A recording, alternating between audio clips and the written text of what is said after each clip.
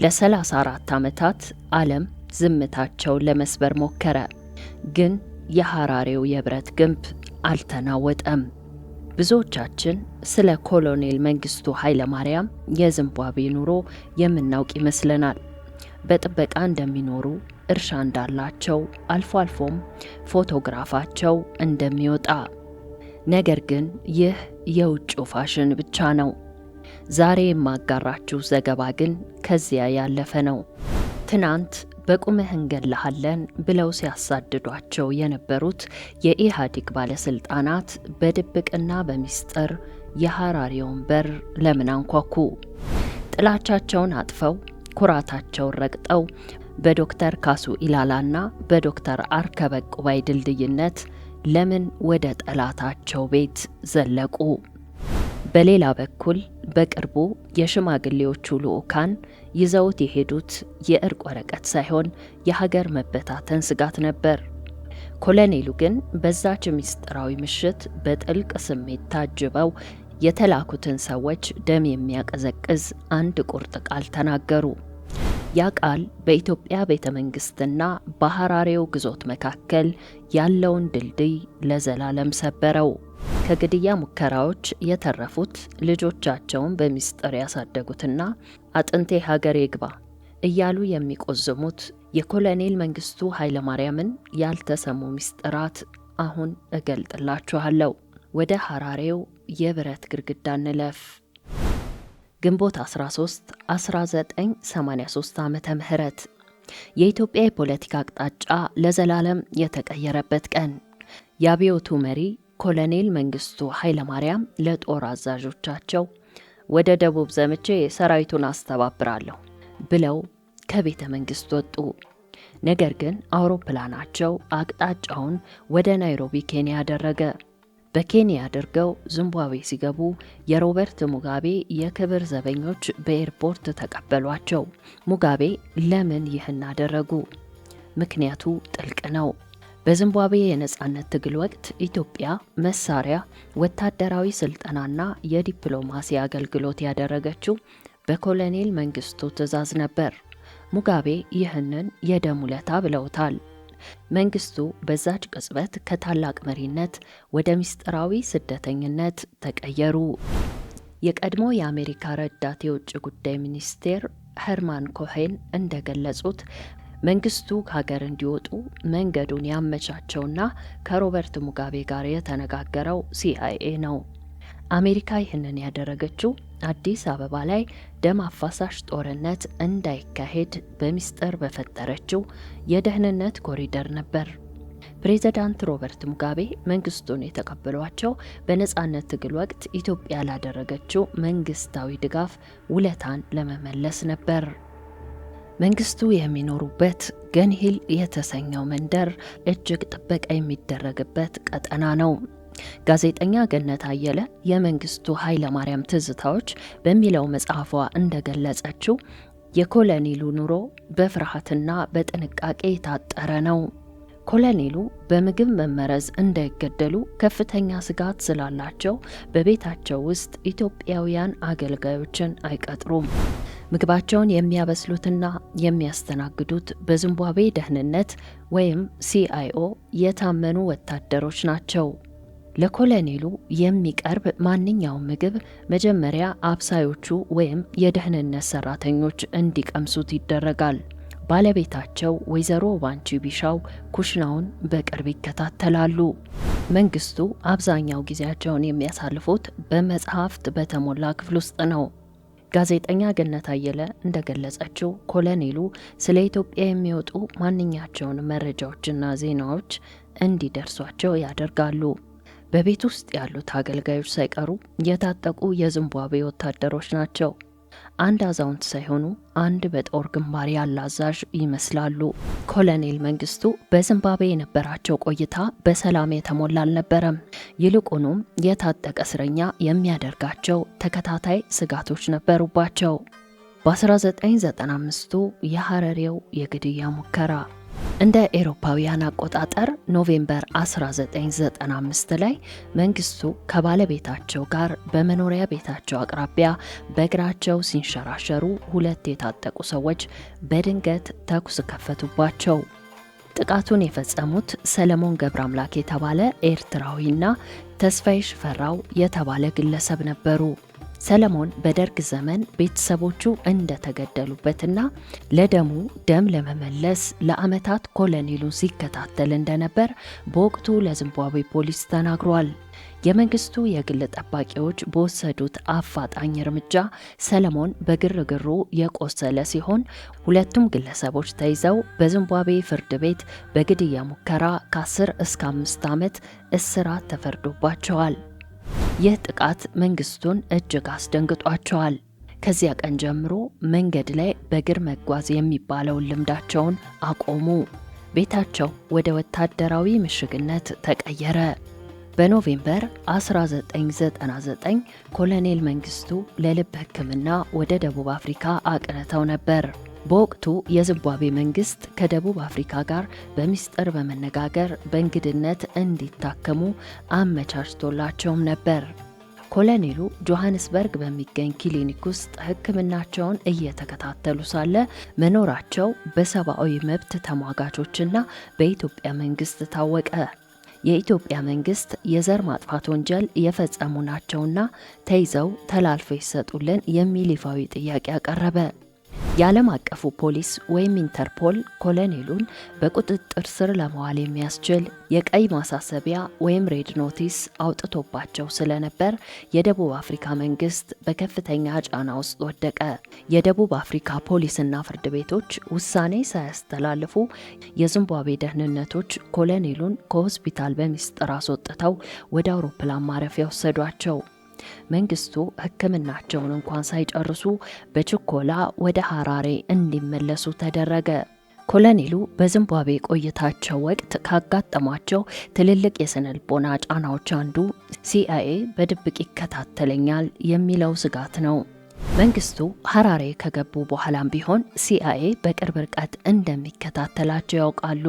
ሲአይኤ በዚምባብዌ ባለው የደህንነት መዋቅር ውስጥ ሰርጎ በመግባት የመንግስቱን እንቅስቃሴ፣ የጤና ሁኔታና የሚያገኟቸውን ሰዎች መረጃ ሲሰበስብ ቆይተዋል። ኮሎኔሉ ሁልጊዜም አሜሪካ ከዚምባብዌ መንግስት ጋር ተደራድራ አሳልፋ ትሰጠኛለች የሚል ከፍተኛ ስጋት ነበራቸው። ይህም በሐራሬ በሚገኘው የአሜሪካ ኤምባሲ ዙሪያ እንኳን እንዳያልፉ ጥንቃቄም እንዲያደርጉ አድርጓቸዋል። መንግስቱ ለሲአይኤ ያላቸው ጥላቻ የመነጨው የርዕዮተ ዓለም ልዩነት ብቻ ሳይሆን ሲአይኤ በኢትዮጵያ ውስጥ የነበሩ ተቃዋሚዎችን ኢሃፓን፣ ህወሓትንና ሻዕቢያን በገንዘብና በሎጂስቲክስ ይረዳል ብለው ስለሚያምኑ ነው። በስደት ዘመናቸው ሲአይኤ የድሮ ሂሳብ ለማወራረድ ወይም ለፖለቲካ ትርፍ ሲል በግድያ ሙከራም ሆነ ባፈና ውስጥ እጁ ሊኖር ይችላል ብለው በጽኑ ይጠራጠራሉ። ከሲአይኤና ከግድያ ሙከራዎች በኋላ የመንግስቱ ህይወት ከሰው ተገልሎ በምሽግ ውስጥ የመኖር ያህል ሆኗል። ኮሎኔሉ ኢንተርኔት፣ ሞባይል ስልክ ወይም ማንኛቸውንም በሳተላይት ሊጠለፍ የሚችል ቴክኖሎጂ ለመጠቀም እጅግ ይፈራሉ። ግንኙነታቸው ሁሉ በጽሁፍ ወይም በአካል የሚደረግ ግንኙነት ላይ ብቻ የተገደበ ነው። የሚጽፏቸው ማስታወሻና ሰነዶች በሲአይኤ እጅ እንዳይገቡ በከፍተኛ ጥንቃቄ ያስቀምጣሉ። አንዳንዴም ታሪኬን የሚያዛባ መረጃ አሜሪካ ትለቅብኛለች በሚል ስጋት የራሳቸውን መጽሐፍ ለማሳተም ተገደዋል። በዚምባብዌ ውስጥ በሚታከሙበት ወቅት እንኳን የሕክምና መረጃቸው ለአሜሪካ ደህንነቶች እንዳይደርሱ የዚምባብዌ ወታደራዊ ሐኪሞች ብቻ እንዲያዩቸው ይደረጋል።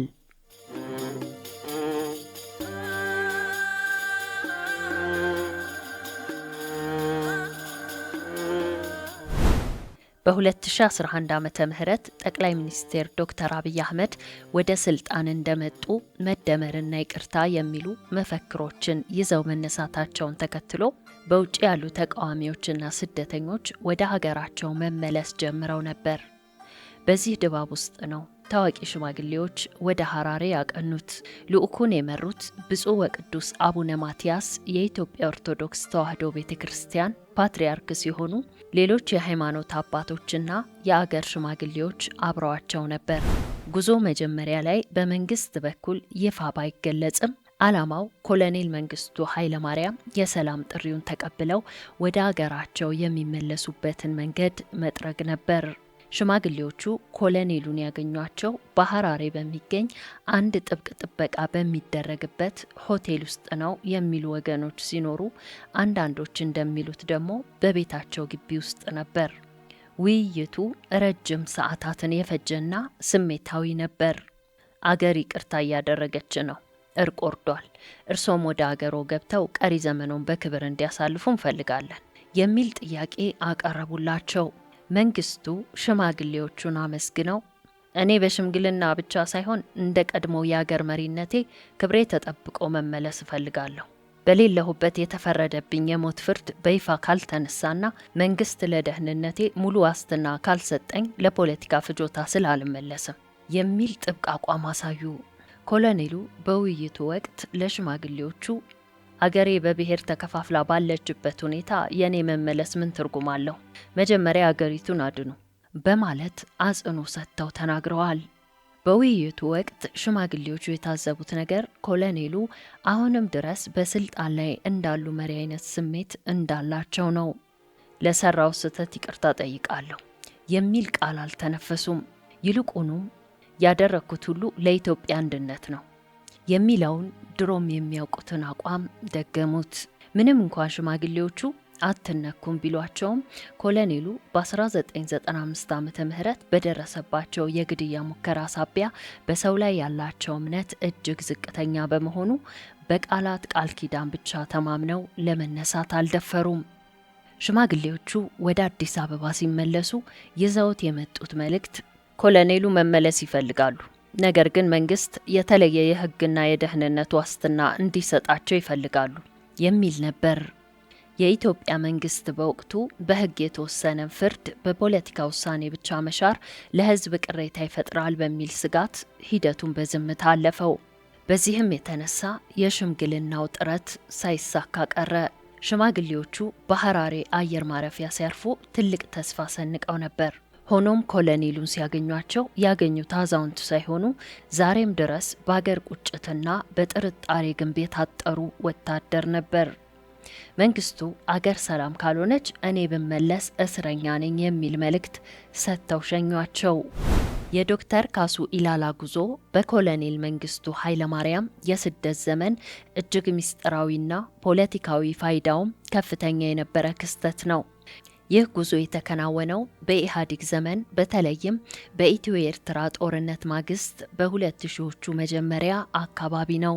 ኢትዮጵያና ኤርትራ በባድመ ምክንያት ደም አፋሳሽ ጦርነት ውስጥ በነበሩበት ጊዜ በወቅቱ የነበረው የኢህአዴግ መንግስት በተለይ በጠቅላይ ሚኒስትር መለስ ዜናዊ የሚመራው ከፍተኛ ወታደራዊ ጫና ውስጥ ነበር። መንግስቱ ኃይለማርያም ኤርትራና አካባቢውን እንደ እጃቸው መዳፍ ያውቁታል። ለ17 ዓመታት በሰሜን ኢትዮጵያ ጦርነት ሲያካሂዱ የነበረው ልምድ ለመለስ መንግስት በወቅቱ እጅግ አስፈላጊ ነበር። ዶክተር ካሱ ኢላላ በወቅቱ የመንግስት ከፍተኛ ባለስልጣንና ለጠቅላይ ሚኒስቴሩ እጅግ የቅርብ ሰው ስለነበሩ ይህንን እጅግ ምስጢራዊ ተልዕኮ እንዲፈጽሙ ተመረጡ። ዶክተር ካሱ ኢላላ ዚምባብዌ የደረሱት በይፋዊ የመንግስት ጉብኝት ስም ሳይሆን ጉዳዩን እጅግ ምስጢራዊ በማድረግ ነበር። ዶክተር ካሱ ኮሎኔሉን ያገኟቸው በዚምባብዌ ደህንነቶች ጥበቃ ስር በሚገኝ አንድ ምስጢራዊ ቤት ውስጥ እንደሆነ ይነገራል።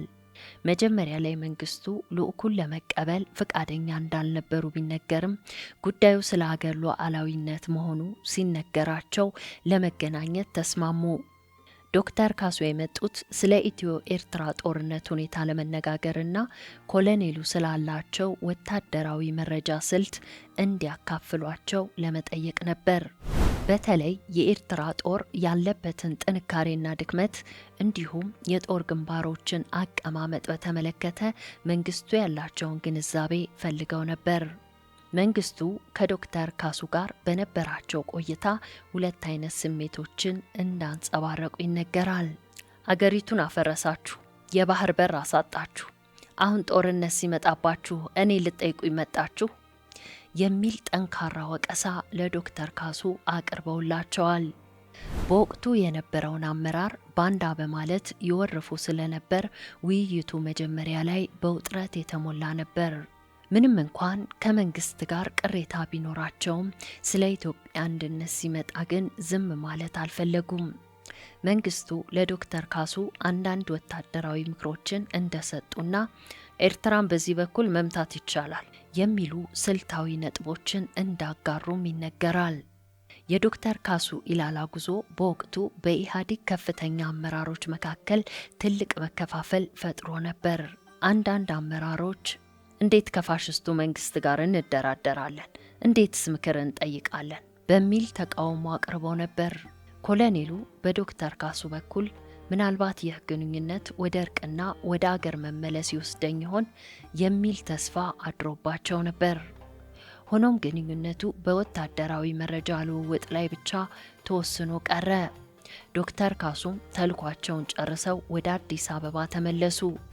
ዶክተር ካሱ ኢላላ ወደ ሐራሬ ሄዱት የጠላትነትን ካባ አውልቀው የአገርን ስጋት ይዘው ነበር። በሁለቱ ሰዎች መካከል የተደረገው ንግግር በታሪክ ማህደር ውስጥ በሚስጥር ቢቀመጥም አንድ እውነት ግን ግልጽ ሆኗል። በስደት ያለውና በአገር ያለው መሪ ለጊዜውም ቢሆን በጋራ ጠላት ላይ ተስማምተው ነበር።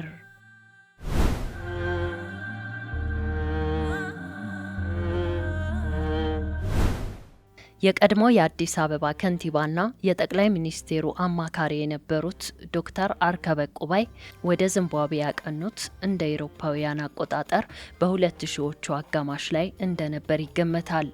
ጉዞ ልክ እንደ ዶክተር ካሱ ሁሉ በመንግስት በኩል የተሰጠ ይፋዊ ተልዕኮ አልነበረም። ይልቁንም ዶክተር አርከበ ቁባይ በወቅቱ የነበራቸውን የአገሪቱን የኢንዱስትሪና የልማት ራዕይ ለማሳካት የቀድሞ መሪ የጀመሯቸውን ትልልቅ ፕሮጀክቶች ለምሳሌ ግድቦችና ፋብሪካዎች ከምን ደርሰው እንደነበርና ምን የታሰበ እቅድ እንደነበር ለመጠየቅ የሄዱበት እንደሆነ ይነገራል። መንግስቱ ኃይለማርያም ዶክተር አርከበን በክብር ተቀብለዋቸዋል። ኮሎኔሉ አርከበን እንደ ዘመናዊና አስተዋይ ወጣት አመራር ይመለከቷቸው እንደነበርና በውይይቱም ወቅት በኢትዮጵያ የወደፊት የልማት አቅጣጫ ላይ ረጅም ሰዓታት መነጋገራቸው ይነገራል። ይህ ግንኙነት ይፋ በሆነበት ወቅት በዶክተር አርከበ ላይ ከባድ ትችት ቀርቦባቸዋል። ከፋሽስት ጋር ግንኙነት አንዳንድ የህወሓት ኢህአዴግ ከፍተኛ አመራሮች በተለይ የደህንነት ክፍሉ አርከበን ለምን ከቀድሞ አምባገነን መሪ ጋር ያለ መንግስት ፍቃድ ተገናኘ በሚል ወርፈዋቸዋል። መንግስቱ አርከበን ጎበዝ ልጅ ነህ፣ አገሪቱን የምትለውጣት አንተ ነህ የሚል አይነት የሞራል ድጋፍ ሰጥተዋቸዋል የሚል ወሬ በወቅቱ በነበሩት ጠቅላይ ሚኒስቴር መለስ ዜናዊና በአርከበ መካከል ለነበረው የፖለቲካ ቅዝቃዜ አንዱ ምክንያት እንደነበር ይገመታል። በዚህ ግንኙነት ወቅት መንግስቱ ለዶክተር አርከበ ያጋሯቸው ነጥቦች እኛ የጀመርናቸው የልማት እቅዶች ወይም የ10 ዓመቱ መሪ እቅድ ለምን ተቋረጡ የሚል ጥያቄ አንስተው ነበር። ዶክተር አርከበም የኢትዮጵያ የኢንዱስትሪና ፓርኮች የልማት ስራዎችን ሲጀምሩ ከመንግስቱ የቀድሞ እቅዶች አንዳንድ ግብአቶችን ወስደው ሊሆን እንደሚችል የታሪክ ታዛቢዎች ይናገራሉ። ከነዚህ ከፍተኛ ባለስልጣናት በተጨማሪ የኢትዮጵያ ደህንነት መስሪያ ቤት ባለስልጣናት በዚምባብዌ በኩል ከሚገኙ የመረጃ አውታሮች ጋር በመሆን የመንግስቱን የጤና ሁኔታና እንቅስቃሴ በየጊዜው ለመከታተል ወደ ሐራሬ ይጓዙ ነበር። በዚምባብዌና በደቡብ አፍሪካ የሚኖሩ ጥቂት የቀድሞ የደርግ ከፍተኛ መኮንኖች ወይም በህይወት ያሉት አልፎ አልፎ በሚስጥር እየገቡ ያገኟቸዋል። ዶክተር ካሱ ኢላላ ለጦርነት ስልት፣ ዶክተር አርከበ ቁባይ ደግሞ ለልማት ምክር ወደ ሐራሬ ዘልቀዋል። ይህ የሚያሳየው ኮሎኔሉ በአካል ቢሰደዱም የእሳቸው ጥላና የነበራቸው መረጃ ግን ለተተኪዎቻቸውም ጭምር አስፈላጊ ሆኖ መቆየቱን ነው። በ2017 ሮበርት ሙጋቤ ከስልጣን ሲወርዱ ለመንግስቱ ትልቅ የስጋት ሰዓት ነበር። የእሳቸው ጠባቂ ከሄደ አዲሱ መንግስት ለኢትዮጵያ አሳልፎ ይሰጣቸው ይሆን የሚለው ጥያቄ በዓለም አቀፍ ሚዲያዎች ሳይቀር መነጋገሪያ ሆኖ ነበር። በወቅቱ መንግስቱ ለቀናት በከፍተኛ ጭንቀት ውስጥ እንደነበሩና የመውጫ መንገዶችን አስበው እንደነበር ይነገራል። ነገር ግን አዲሱ ፕሬዝዳንት ኤመርሰን የቀድሞውን ወዳጅ አሳልፈን አንሰጥ የሚል ቃል በመላካቸው ብቻ ነው ኮሎኔሉ ተረጋግተው በሐራሬ የቀሩት። አሁን ባለው መረጃ መሰረት ኮሎኔል መንግስቱ በ80ዎቹ አጋማሽ የዕድሜ ክልል ላይ ይገኛሉ። ኮሎኔሉ የልብ የደም ግፊት ህመም እንዳለባቸው ይነገራል። ከዓመታት በፊት በዚምባብዌ የልብ ቀዶ ጥገና እንዳደረጉና በወቅቱ የዚምባብዌ መንግስት ከፍተኛ የሕክምና ክትትል እንዳደረገላቸው ይታወሳል። ዛሬ ላይ በዕድሜ መግፋት ምክንያት እንቅስቃሴያቸው ተገድቧል። በሐራሬ ለ35 ዓመታት ያህል የኖሩት ኮሎኔሉ ዛሬ ላይ ከፍተኛ የብቸኝነት ስሜት እንዳለባቸው የቅርብ ምንጮች ይገልጻሉ።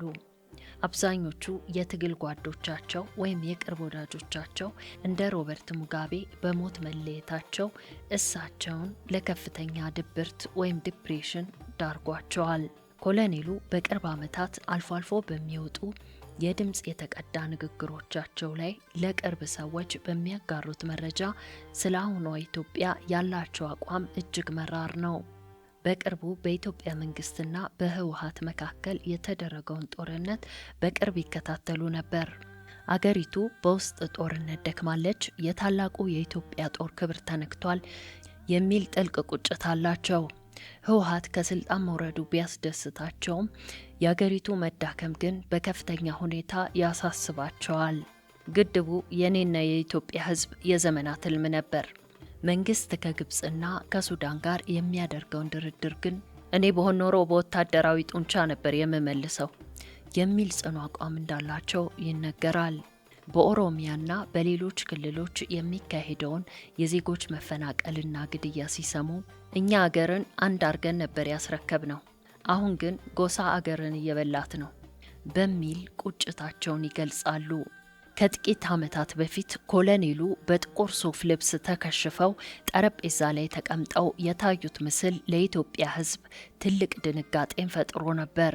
በወቅቱ በተናገሩት መልእክት ኢትዮጵያ አትፈርስም የሚል የሞራል ድጋፍ ቢሰጡም በንግግራቸው ውስጥ ግን ያ የድሮ ቆራጥ መሪነት ስሜትና ትዕዛዝ ሰጪነት ይስተዋላል።